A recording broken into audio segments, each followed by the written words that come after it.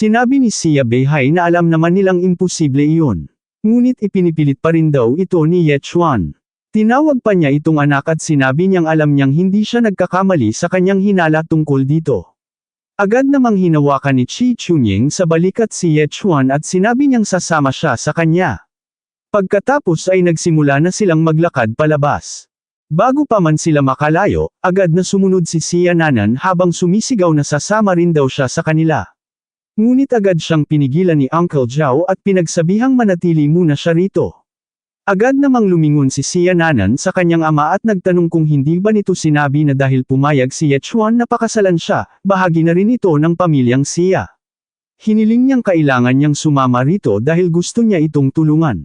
Seryoso namang sumagot ang kanyang ama at sinabi na kung talagang gusto niyang tulungan si Ye Chuan, manatili na lamang siya rito.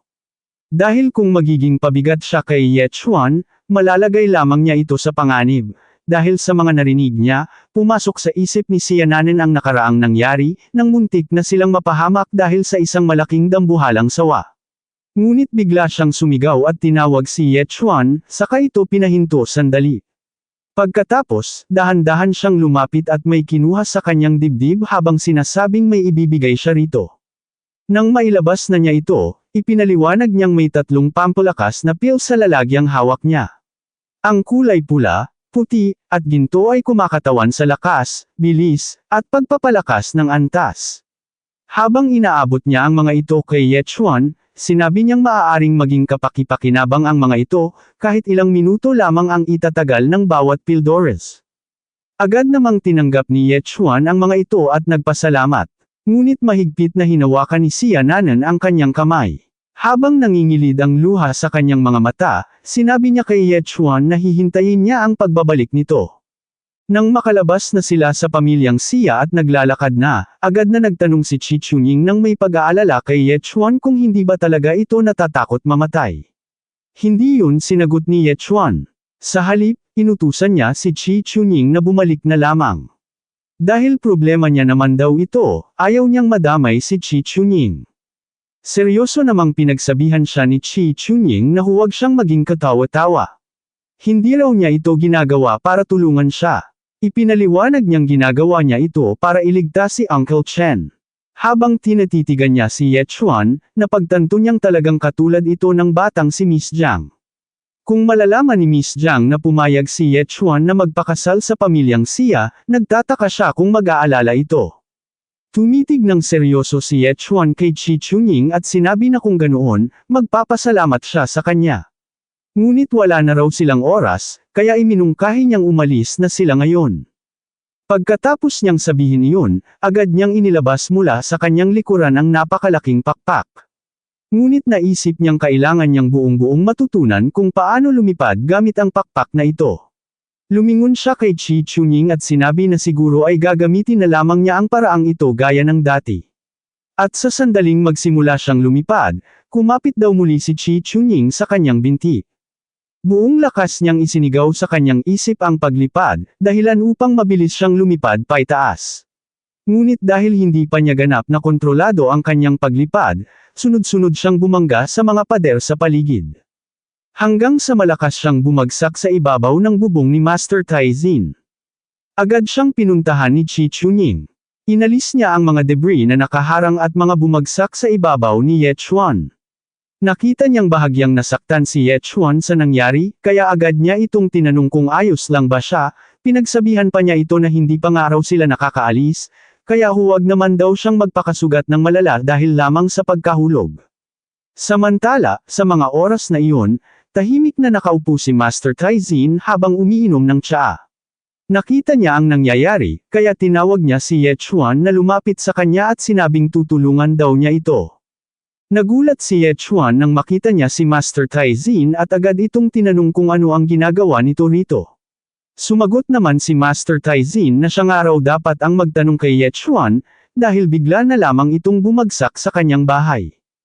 Pagkatapos ay agad na tumayo si Master Taizin at lumapit sa likuran ni Ye Chuan upang suriin ang mga pakpak nito. Ipinaalam niya kay Ye Chuan na tunay na kayamanan ang mga pakpak na ito. Ngunit agad namang lumayo si Ye Chuan at sinabi kay Master Taizin na may kailangan pa siyang asikasuhin na napakahalaga. Kaya ipapaliwanag na lamang daw niya ang lahat kapag nagkaroon na siya ng panahon. Pinagsabihan naman siya ni Master Taizin na hindi na iyon kailangan. Dahil medyo nauunawaan na raw niya ang dahilan kung bakit hindi pa makontrol ni Ye Chuan ang kanyang mga pakpak. Ito ay dahil hindi pa niya ganap na nakokontrol ang kapangyarihan ng lahi ng Celestial. Ipinaalam pa niya kay Ye Chuan na kapag ganap na niyang na-master ang kapangyarihang iyon, malaya na siyang makakalipad. Nagulat si Ye Chuan sa narinig tungkol sa kapangyarihan ng lahi ng Celestial. Ngunit bigla na lamang napalingon si Master Taizin kay Qi Chunying. Mabilis siyang lumapit dito na tila may naaamoy, at dahil doon ay biglang nagbago ang kanyang ekspresyon.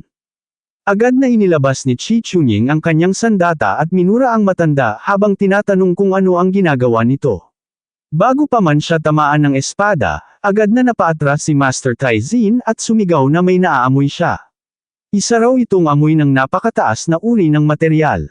Dahil sa narinig, natigilan si Qi Chunying at bigla siyang may naalala.